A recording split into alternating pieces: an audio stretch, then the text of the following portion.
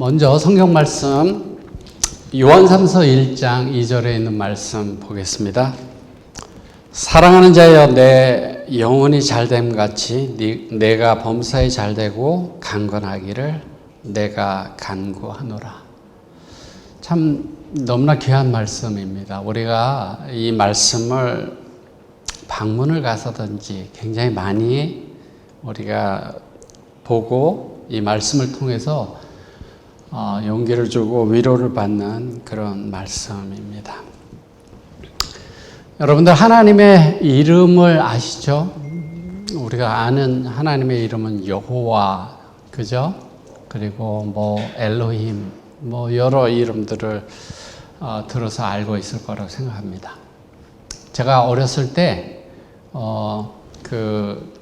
복음성가 부르는 노래 중에 주님 내 길 예비하시니라는 복음서가 있어요. 주님 내 길 예비하시니 참 기뻐함.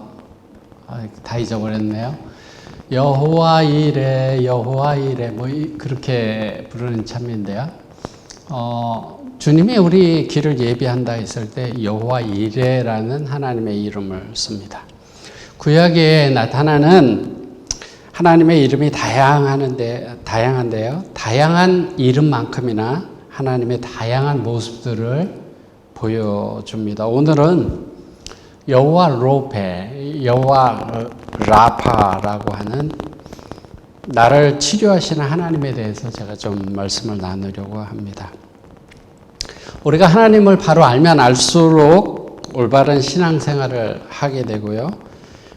그러므로 우리는 성경 말씀을 통해서 하나님을 더 잘 배워야 합니다.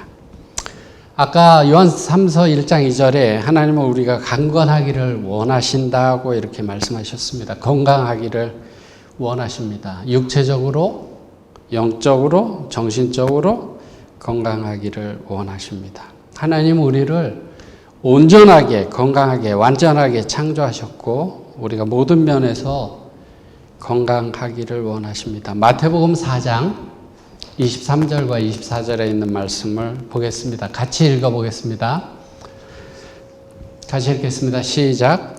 예수께서 온 갈릴리에 두루 다니사 저희 회당에서 가르치시며 천국 복음을 전파하시며 백성 중에 모든 병과 모든 약한 것을 고치시니 그의 소문이 온 수리아에 퍼진지라. 사람들이 모든 앓는 자, 곧 각색병과 고통에 걸린 자, 귀신 들린 자, 간질하는 자, 중풍병자들을 데려오니 저희를 고치시더라.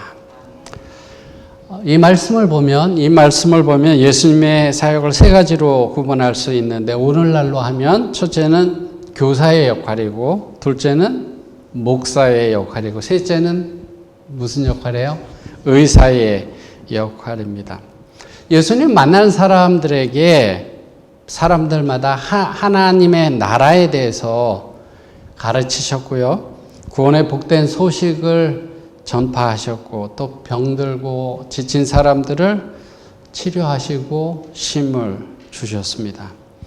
마태복음을 자세히 읽어보면 티칭하시고 그리고 프리칭 하시고 힐링 하셨다고 그렇게 말씀하고 있습니다. 여러분들 일타 강사라는 말을 들어보셨죠? 일타 강사, 한국말로 일타 강사, 유명한 강사를 이야기합니다. 어떤 과목에 있어서 그 사람이 가장 잘 가르친다고 소문이 난 사람입니다. 어떤 사람, 일타 강사는 1년에 100억 이상을 연봉으로 번다고 하니까요. 굉장히 많이 벌죠. 수많은 사람들이 그 사람의 강의를 들으려고 합니다. 학생이 수백만 명이 된다 그래요. 온라인을 통해서도 사람들이 그 사람 강의를 들으니까 학생들이 수백만 명의 사람들이 강의를 듣는 그런 유명한 일타 강사들이 있습니다. 그렇다면 예수님은 어떤 선생님이셨을까요? 예수님께서 가르치시는 선생이셨는데요. 친히 모본을 보여주시고 더디 이해하는 제자들에게 인내하고 가르치시는 선생님이셨고요. 다른 선생님들하고 그때 당시에 다른 선생들과 같지 않은 특별한 선생님이셨습니다. 쉬운 비유로 말씀하시고 오묘한 진리를 쉽게 가르치시고 눈에 보이는 그런 자연 현상들을 보면서 그것을 통해서 사람들에게 가르치셨고요. 또 질문도 하셔서 사람들이 대답할 것을 생각하게 하셨고 듣는 사람에 맞게 그렇게 가르치시는 선한 교사였습니다. 예수님의 가르침을 한번 들은 사람은 그분의 가르침을 절대 잊을 수 없는 특별한 선생님이셨습니다. 요즘 목사들 인기 있는 목사들이 있습니다. TV에 나오고 수많은 사람들이 그 사람의 설교를 듣습니다. 예수님은 목사로서는 어떤 목사님이셨을까요? 훌륭한 목사님이셨을 것이 틀림없죠. 그렇지만 분명한 것은 인기를 따라 말씀을 전하지는 않으셨다라고. 예수님은 구약의 말씀을 잘 알고 계셨고 그 말씀들이 어떻게 성취되는지 하나님의 기별을 그냥 그분의 부드러운 모습으로 선포하셨습니다. 그런 목사님이셨고요. 그러면 의사로서는 예수님은 어떤 모습이셨을까요? 마태복음의 말씀을 자세히 살펴보면요. 예수님이 교사의 일과 목사의 일과 의사의 일을 하고 그 소문이 퍼졌을 때 24절의 말씀을 살펴보면 예수님의 기대를 가지고 사람들이 오는데 여러 사람들이 오는데 질병 걸린 사람들이 오는 거예요. 의사로서의 예수님을 바라보면서 사람들이 나오는 거예요. 그 예수님한테 복음을 듣기 위해서 또 물론 나왔겠죠. 그렇지만 수많은 사람들이 질병을 고치기 위해서 나왔고 예수님께서는 그들을 다 고쳐주셨다고 그렇게 성경은 말씀하고 있습니다. 24절에 보면 많은 환자들이 예수님께로 나오죠. 각색병, 무슨 병인지 잘 모르겠어요. 여러 귀신 들린 사람, 중풍병자, 간질하는 자, 고통에 걸린 자, 그런 사람들이 다 나왔는데 그 모든 사람들을 예수님께서 다 고치셨다 이렇게 말씀하고 있습니다. 시대의 소망에는 이렇게 말씀하고 있는데요.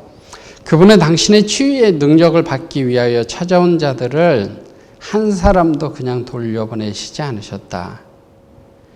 그분은 자기에게 도움을 간청하러 오는 사람들이 그러한 질병에 걸린 것이 그 사람들의 잘못된 습관이나 이런 것으로 해서 그런 질병에 걸린 것을 아셨지만 그들의 병을 고쳐주기를 거절하지 않으셨다. 어떤 사람들은 방탕하게 살아서 그 질병이 걸린 거예요. 그 사람의 잘못으로, 질병이라고 하는 것이 어떤 사람의 잘못으로 오는 것은 아니지만 어떤 것들은 방탕하게 삶으로 오는 질병들이 있죠. 그런 질병을 가지고 있었던 사람이 예수님께로 왔을 때에도 예수님께서는 그들을 고쳐주기를 거절하시지 않으셨다. 그렇게 말씀합니다. 예수님께서 치유하시는 그런 능력이 그들에게 흘러갔을 때 그들은 병을 치료했을 뿐만 아니라 영혼의 질병까지도 고침을 받게 됐다. 내가 어떤 죄인인가 이런 것들을 깨닫게 되고 하나님께 회개하고 돌아가게 되는 그런 일들이 있었다 이렇게 말씀합니다. 그런데 오늘날 왜 그러한 똑같은 결과가 일어나지 않는가? 복음에는 똑같은 능력이 있는데 왜 오늘날에는 그와 같은 결과들이 일어나지 않고 있는가? 시대의 소망이 그렇게 말씀하고 있는데요. 예수님은 모든 병자들을 치료하셨죠. 모든 병자들을 치료하셨습니다. 요즘의 의사들은 스페셜티가 있어요. 한 가지 스페셜티가 있습니다. 그래서 안과 의사는 눈만 보고, 이비인후과 의사들은 이비인후과만 보고, 정형외과 의사들은 뼈만 보고 그렇게 보죠. 그런데 예수님은 통증 전문의, 통증을 제거해주는 전문의, 정신과 전문의, 내과, 피부과, 안과, 이비인후과 모든 질병을 치료하는 참된 의사이셨습니다. 여기 시대의 소망에 보면 이런 말씀이 있어요. 예수님께서는 당신의 치유력을 행사하셔서 모든 고통당하는 자를 건강하게 하시기를 갈망하셨다. 예외가 있지 않습니다. 모든 고통당하는 사람, 어떤 질병이든지 어떤 아픔이든지 예수님께서는 치료하고 건강하게 되기를 갈망하셨다 말씀하고 있어요. 예수님은 세상을 치유하는 은혜의 샘이셨다 그렇게 말씀합니다. 그분에게서 동정과 친절이 흘러나왔다 이렇게 말씀하고 있는데요. 주님은 우리가 치유되기를 원하시고요.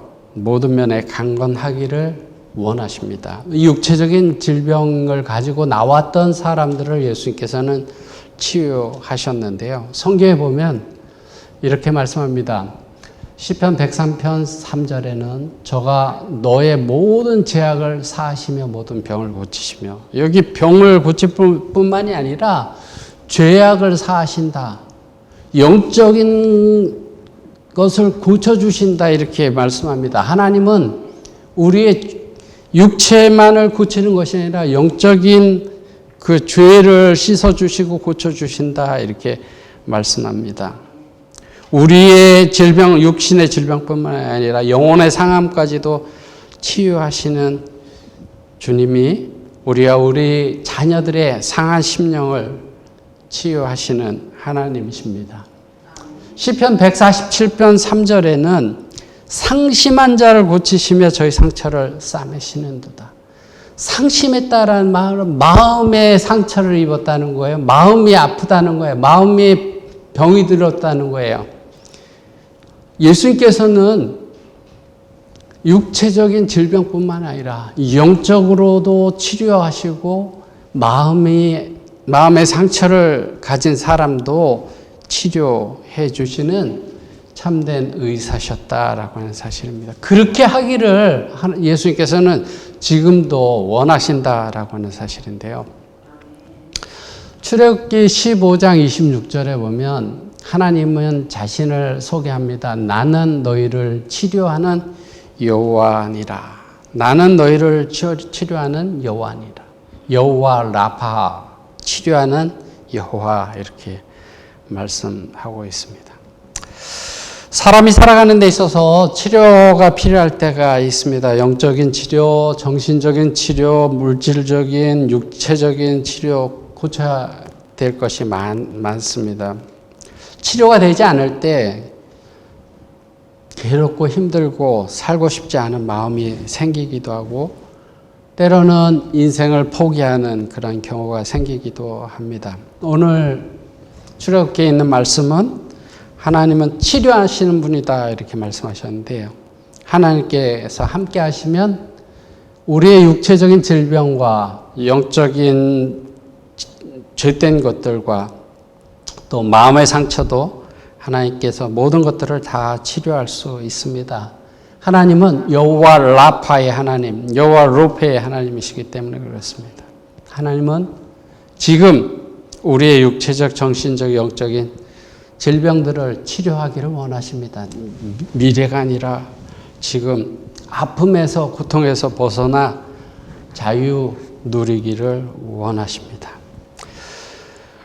우리를 향한 하나님의 마음은 행복이고 축복이고 번영이고 풍성한 삶입니다. 예레미야 29장 11절에 제가 새 번역에 있는 말씀을 읽을게요. 너희를 두고 계획하고 있는 일들은 오직 나만이 알고 있다.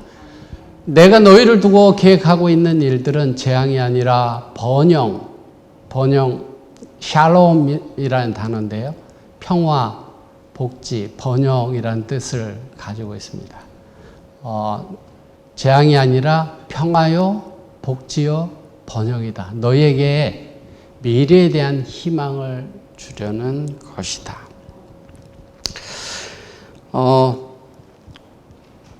요한복음 10장 10절에는 도둑은 다만 훔치고 죽이고 파괴하려고 오는 것뿐이다. 나는 양들이 생명을 얻고 또 넘치게 얻게 하려고 왔다라고 그렇게 알려주셨습니다.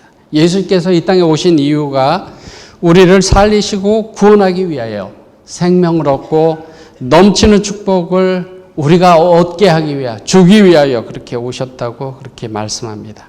자녀를 사랑하는 부모의 마음처럼 우리를 향한 하나님의 마음은 축복입니다. 하나님께서는 나는 주 곧 너희를 치료하는 하나님이다. 이런 말씀은 육신의 병든 사람들에게만 하신 말씀이 아니라 마음의 병, 영적인 병 모두에게 하신 말씀, 그런 병을 가진 사람들에게 하신 말씀입니다.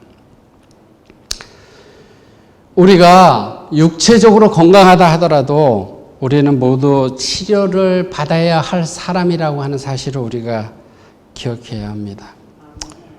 출애굽기 16장에 나는 치료하는 하나님이라고 말씀하셨는데요. 출애굽기에 보면 이스라엘 백성들이 애굽에서 노예 생활을 하다가 구원을 받아서 홍해를 건너고 약속하신 땅, 가나안 땅에 가기 위해서 그 홍해를 건넌 다음에 3일이 지났을 때 물이 다 떨어져서 힘든 그런 상황 속에 있을 때 하나님께서 나는 치료하는 하나님이다 그렇게 선포하셨습니다.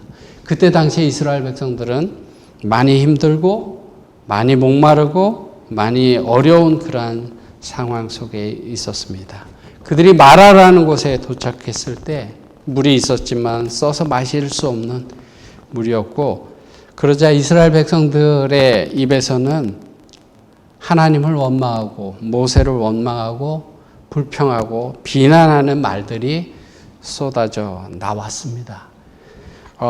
영적으로 병든 사람들이 보이는 현상이 그런 것입니다. 우리가 치료를 받아야 할 죄의 병, 영적인 병이 외적으로 나타나는 것이 불평과 원망입니다. 내 삶에 누군가에 대해서 어떤 문제와 상황에 대해서 원망과 불평과 비난과 탓을 하고 있다면 우리가 영적으로 병들어 있다라고 하는 것을 알아야 합니다. 마라에서 이스라엘 백성들의 모습은 육체적으로는 건강했지만 영적으로 병든 사람의 모습이었습니다. 이스라엘 백성들이 마신 쓴물이라는 것은 우리의 마음에서 나오는 쓴물, 원망과 불평을 의미합니다.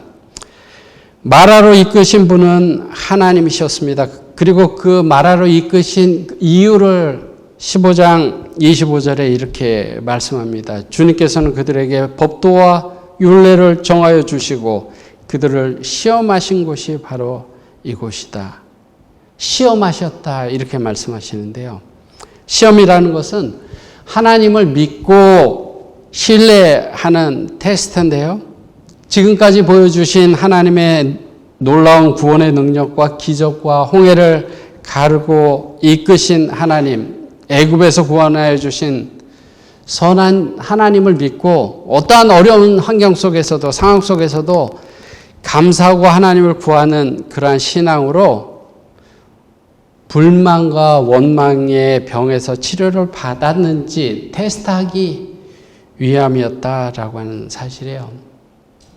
하나님께서 그 많은 축복으로 인도하셨는데 이들이 그 영적인 마음의 그 질병에서 치료돼서 어려움 속에서도 하나님을 바라보면서 감사하면서 나아가는 사람인지 그렇지 않은지를 보려고 하셨다라고 하는 사실입니다. 그런데 이스라엘 백성들은 원망과 상황에 따라서 원망과 불평을 함으로 영적으로 아직 고침을 받지 못한 그런 병든 사람들이다라고 하는 모습을 보여줄 수밖에 없었습니다. 반면에 모세는 백성들의 불평과 비난을 받을 때 그 백성들과 같이 원망할 수도 있고 비평할 수도 있고 불평을 할 수도 있는 그러한 자리에서 모세는 하나님께 간구합니다. 기도합니다. 이것이 영적으로 치료받은 사람, 건강한 사람의 모습입니다. 어려운 상황에 닥쳤을 때 불평과 원망하는 사람이냐 아니면 그럼에도 불구하고 하나님께 기도하는 사람이냐. 하나님께서는 모세의 기도를 통해서 마실 수 없는 쓴물을 마실 수 있는 단물로 바꿔주셨습니다. 오늘 우리가 우리의 모습을 살펴봤을 때 우리가 이 땅에 살아가면서 늘 이 평탄한 길을 걸어가지는 않잖아요. 우리가 살아가면서 때로는 굴곡이 있어서 내려가기도 하고 올라가기도 하고 내려가기도 하고 하는데 그 내려갈 때 우리가 영적으로 건강한 사람인지 병든 사람인지를 알 수 있는 것들은 우리의 입에서 그럼에도 불구하고 어려운 가운데 있을 때 하나님을 더욱 찾고 믿음으로 나아가느냐 아니면 불평과 원망과 남의 탓을 하느냐 그런 모습 속에서 건강한 사람인지 아닌지가 드러난다라고 하는 사실입니다. 우리의 마음의 쓴물이 단물로 변하는 치료를 받아야 합니다. 원망과 불평을 감사와 기도의 단물을 쏟아내는 그러한 치료를 받아야 합니다. 쓴물을 치료받은 사람의 마음속은 단물로 가득 찹니다. 단물이 우리 마음속에 담겨져 있으면 그 사람의 말과 삶 속에 단 것들이, 스윗한 것들이 나오게 됩니다. 감사의 말, 격려의 말, 소망의 말, 다른 사람들을 사랑하고 용납하고 긍휼히 여기고 용서하고 감사하고 기뻐할 수 없는 그런 상황 속에서도 하나님의 선하심을 믿기 때문에 감사하고 기뻐하는 그런 축복의 말들이 그 사람 속에서 나옵니다. 그래서 그 사람, 감사하는 사람, 그 영적으로 건강한 사람 곁에 사람들이 가면 원기를 회복하고 힘을 얻게 됩니다. 그런 사람들을 성경은 잠언에 이렇게 말합니다. 마치 추수하는 날에 얼음 냉수 같아서 능히 그 주인의 마음을 시원케 한다. 주인을 시원케 할 뿐만 아니라 주변의 사람들의 마음도 시원하게 하며 영적으로 건강한 사람들 옆에 사람이 있게 되면 그 사람 마음이 영적으로 시원하게 된다라고 하는 것이에요. 우리의 쓴 마음, 영적인 병, 마음의 쓴 물을 치료할 수 있는 분은 하나님이십니다. 우리가 영적인 병에서 치료받을 수 있는 길은 원망하고자 하는 마음, 불평과 분노하는 마음을 버리고 믿음을 가지고 치료하시는 하나님께 기도해야 합니다. 치료하시는 하나님은 멀리 계시지 않고 우리 곁에서 우리의 기도를 들으십니다. 야고보서 5장에는 이렇게 말씀합니다. 믿음의 기도는 병든 자를 구원하리니 주께서 그를 일으키시리라. 혹시 죄를 범하였을지라도 사하심을 받으리라. 그러므로 너희 죄를 서로 고백하며 병이 낫기를 위하여 서로 기도하라. 의인의 간구는 역사하는 힘이 큼이니라. 믿음의 기도는 병든 자를 구원한다. 이렇게 말씀하셨습니다. 병든 자는 육체적으로 병든 사람도 포함되고 정신적으로 병든 사람도 영적으로 병든 사람도 포함됩니다. 그런 사람들이 하나님께 나가서 기도할 때 치유의 은혜를 받고 건강하게 되는 것입니다. 야고보서에 또 이렇게 말씀하고 있는데요. 또 오직 믿음으로 구하고 조금도 의심하지 말라. 의심하는 자는 마치 바람에 밀려 요동하는 바다 물결 같으니 이런 사람은 무엇이든지 주께 얻기를 생각하지 말라. 두 마음을 품어 모든 일에 정함이 없는 자로다. 우리가 하나님께 기도할 때는 믿음으로 기도해야 된다 이렇게 말씀합니다. 그리고 마태복음 21장 22절에 예수님께서 말씀하시기를 너희가 기도할 때 무엇이든지 믿고 구하는 것은 다 받으리라 이렇게 약속하셨습니다. 우리가 하나님을 믿고 바라며 기도할 때 하나님께서는 원망과 불평의 마음을 치료하십니다. 분노와 답답함을 치료하시고 마음의 평강을 주시고 담대함을 주십니다. 모세가 기도했다 그랬죠. 사람들이 불평하는 그런 상황 속에서 모세는 기도했습니다. 하나님께서 어떤 대답을 주셨는가 하면 나뭇가지를 물에 던지라 이렇게 말씀하셨습니다. 그 말씀을 모세는 들었고요. 그 말씀대로 순종했을 때 쓴물이 단물로 바뀌었습니다. 우리가 하나님께 기도할 때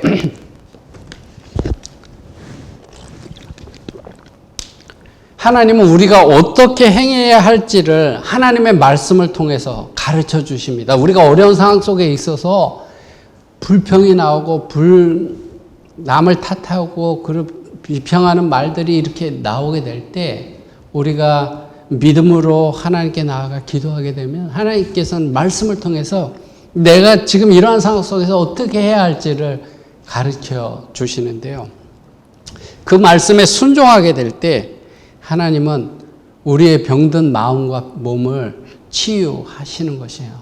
그래서 기도하고 들려주시는 그 말씀에 순종하는 겁니다. 모세가 그렇게 했어요. 기도하고 그 들려지는 말씀대로 나무를 물에 던졌을 때 그 쓴물이 단물로 바뀌는 그런 변화를 경험했습니다.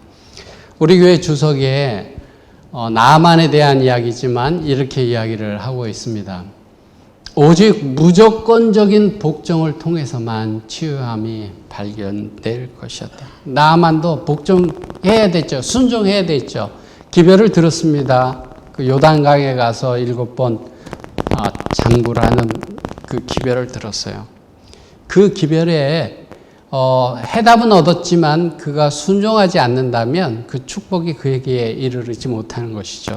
순종을 통해서 복종을 통해서만 치유함이 발견된다. 우리가 하나님의 말씀대로 살면서 기도할 때 치유가 일어나는 거예요. 육체적인 질병의 치료, 영적인 질병의 치료가 일어나는 것입니다. 그리고 또 한 가지요. 우리가 치료를 받기 위해서는 예수님의 십자가의 은혜 안에 거해야 합니다. 예수님께 나와야 합니다. 제사함의 능력, 사랑의 능력, 용서의 능력, 치료와 회복의 능력이 예수 그리스도의 십자가에 있습니다.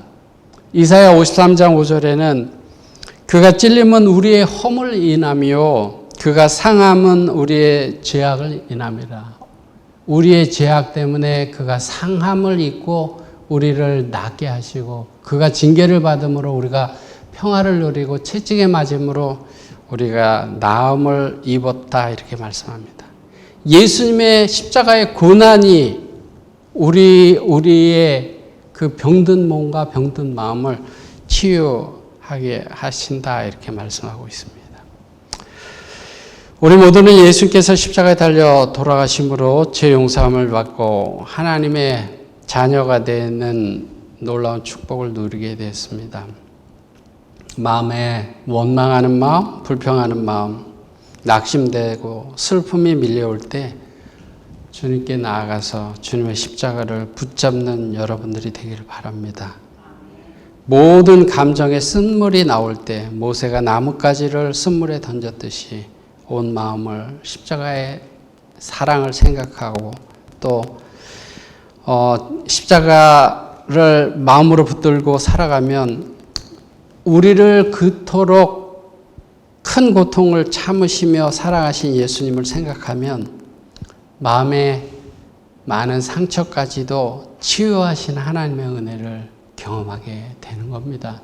예수님께서 나를 위해서 그렇게 참으시고 인내하시고 그 고통을 나를 위해서 당하셨다라고 하는 것을 깊이 경험하게 된다면 우리의 아픈 마음들, 상한 마음들, 그런 마음들이 치유되는 그런 경험들을 하게 되는 거예요. 그래서 예수님께 더 나아가야 합니다. 여러분들 바둑 좋아하시나요? 이 바둑판 뭐로 만들어졌는지 혹시 아세요? 나무로 만들어졌죠. 그죠? 나무로 만들어졌는데, 바둑판 중에 무슨 나무로 만든 바둑판이 가장 좋은 바둑판일까요? 바둑판 여러 나무로 만드는데요. 김소은이라고 하는 사람이요.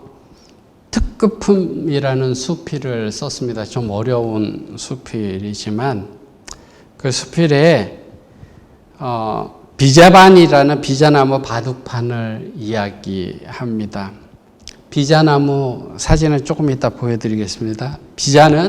비자나무는 연하고 탄력이 있어서 비자나무로 이제 바둑판을 만들어서 바둑을 두잖아요. 그러면 두면 이 바둑판이 이게 평평한 게 아니라 이게 들어가고 막 이렇게 우둘두둘 이렇게 들어가는 거예요. 근데 좀 놔두면 다시 평평해지는 것입니다. 그것이 비자나무로 만든 바둑판의 특징인데요.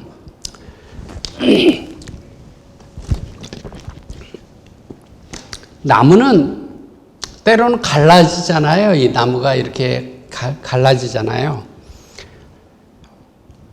나무가 갈라지는 그런 일들, 그런 사고가 생겨나게 됩니다. 환영받지 못하는 그런 일이죠. 균열이 생기면, 나무가 균열이 생기면 1등품 나무가 그냥 땔감으로 쓰는 그런 나무로 밖에 되지 못하고 뭔가를 만드는 그런 게 안 되잖아요. 그렇게 되게 되는데, 큰 균열이 아니고 작은 균열이 생겼을 때 헝겊으로 싸서 뚜껑을 덮어서 잘 보관해 둡니다. 비자나무는 이런 나무예요. 열매도 이렇게 있는데요. 1년, 2년 또는 3년 이렇게 내버려두면 계절이 바뀌고 추위가 왔다가 더위가 왔다가 이렇게 순환이 되면서 상처 났던 그 바둑판, 이렇게 갈라졌던 바둑판이요. 제 힘으로 상처를 고쳐서 본래대로 이렇게 달라붙어요. 달라붙으면 흔적이 남을까요? 갈라졌던 흔적이? 흔적은 남죠. 이게 갈라졌다고 붙으니까 흔적이 이렇게 줄처럼 이렇게 나는데요. 그냥 머리카락 같은 희미한 흔적이 남습니다. 비자나무의 생명은 그 유연성에 있는데 한번 갈라졌다가도 도로 이렇게 붙는 그런 유연성, 그런 것들이 그의 특징입니다. 근데 그렇게 되게 되면 그 비자나무 바둑판은 특급품이 되는 거예요. 이 금이 안 갔던 그 잘 만들어진 바둑판이 1등품이라면 비자나무 바둑판이 이렇게 비자나무가 갈라졌다가 붙었다가 갈라졌다 붙었다가 해서 그 갈라졌던 그런 자국들이 이렇게 있는 그 비자나무 바둑판은 1등품을 넘어서 특등품이 되는 거예요. 물건들이 상처가 나고 흠이 나면 물건의 가치가 떨어지잖아요. 그 새 거에 비해서 물건이 상처 나면 가치가 떨어지는데 이 비자나무 바둑판은 상처가 났다가 아물고 상처가 나왔다가 아물고 했던 바둑판의 가치가 훨씬 더 가치 있는 바둑판이 된다는 거예요. 특급품이 된다라고 하는 사실입니다. 우리 인생이 바둑판만 못하지 않죠. 우리 인생이 바둑판만 못해서야 되겠습니까? 깨지고 갈라지고 상처를 입어서 흉터가 있는 바둑판이 오히려 특급품으로 인정받아서 더 비싸게 된다는 것. 그것이 의미 있는 그런 이야기인데요. 오늘 하나님은 우리 영혼이 잘되고 강건하기를 원하신다고 그렇게 말씀하고 있습니다. 하나님의 말씀을 붙잡고 십자가의 은혜를 붙잡으시기 바랍니다. 하나님은 우리를 싸매시고 치료하시고 놀라운 능력으로 함께 하실 것입니다. 비자나무 바둑판이요, 갈라지고 흠이 생겨도 치유되고 흔적만 남았을 때 더 귀한 물건이 되는 것처럼 우리 인생이 상처받고 아프고 고통당하는 인생이 하나님의 은혜로, 하나님의 치료하시는 은혜로 나음을 입었을 때 더 귀한 존재가 된다고 하는 사실을 우리가 기억해야 합니다. 그렇다면 오늘 우리가 상처가 있고 아픔이 있다 하더라도 주님의 도우심을 구하며 인내할 수 있습니다. 왜냐하면 영광스러운 그 미래를 우리가 바라볼 수 있기 때문에 그렇습니다. 하나님은 우리를 치료하시는 하나님이십니다. 육체적 질병이나 아픔도 하나님은 치료하시고, 정신적 고통과 괴로움도 하나님은 치료하시고, 영적으로 스트럭을 하고 있는 우리도 온전하게 하기를 하나님께서는 원하십니다. 큰 의원 되시는 주님 안에서 우리 모두가 치유함을 얻어서 우리가 우리의 삶 속에 아픔이 있었지만, 상처가 있지만 그러한 상처가 하나님의 은혜로 나음을 입고 더 귀한 존재가 돼서 하나님께 영광 돌리는 저와 여러분들이 되기를 말하면서 말씀을 줄이겠습니다. 출애굽한 이스라엘 백성들이 광야에서 가장 먼저 받은 교육은 안식일이었습니다. 매일 하늘에서 내리던 만나가 안식일에는 내리지 않았고, 이를 통해 백성들은 삶 속에서 안식일을 준비하는 철저한 훈련을 받았던 것이죠. 이처럼 구원받은 이스라엘 백성들에게 안식과 예배는 너무나 중요한 신앙생활의 첫 단계였습니다. 그런데 안식일은 왜 그렇게 중요했을까요? 그것은 안식일이 절대로 잊지 말아야 할 아주 중요한 무언가를 기념하고 있기 때문입니다. 모세 5경에서 2번 기록된 십계명, 출애굽기 20장, 신명기 5장, 2번의 기록에서 각각 다른 기념일로 묘사되고 있는 안식일. 그럼 과연 안식일은 무엇과 무엇을 기념하는 날로 성경에 묘사되어 있을까요?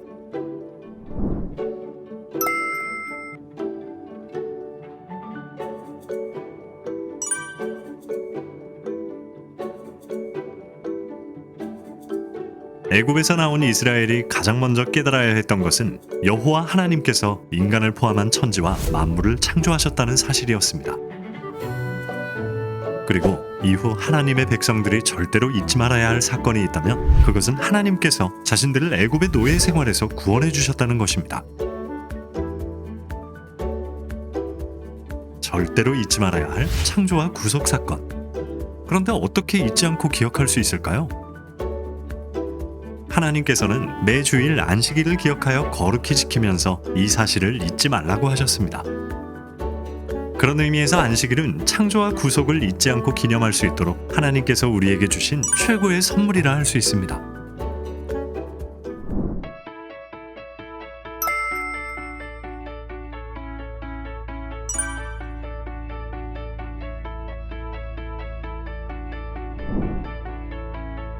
성경은 또한 안식일을 관계의 표징이라고 말하고 있습니다.